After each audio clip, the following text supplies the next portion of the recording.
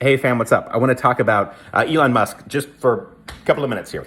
So you probably heard it, seen it, read it, reported that Tesla stocks or revenue or profit or something's down like 71% or something like this. As a result, Elon Musk is needing to step away from government in order to tend to Tesla. And of course, most of his personal wealth is tied up in Tesla. So it's a self-serving sort of thing to do as well. But here's the lesson that I want us good working class, middle class Americans to take away from this.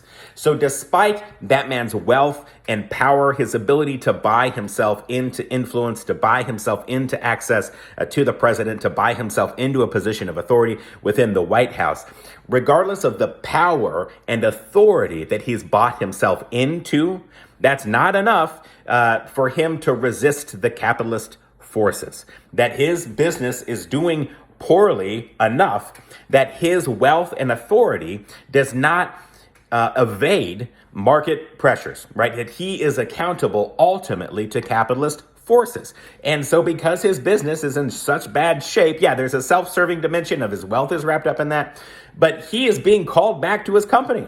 So despite all the authority that man has bought himself, all the influence that he's bought himself, it's not enough for him to evade those capitalist forces grabbing him and pulling him back into the market. Now, the reason that I think that's instructive for the rest of us is because us middle class, working class Americans, we don't build our solidarity around wealth.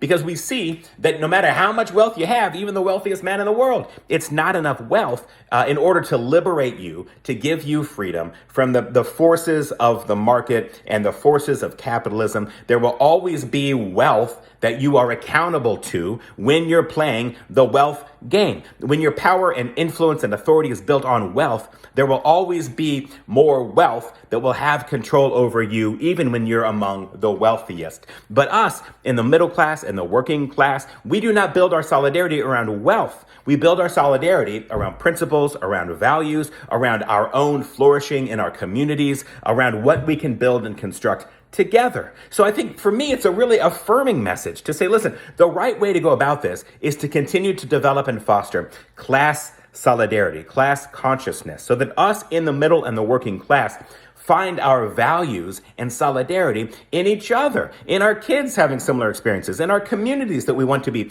clean and safe and secure, in our jobs that we want to give us benefits and parental leave and these sorts of things. This is how we build solidarity around our principles and values, not playing the game of building authority through wealth.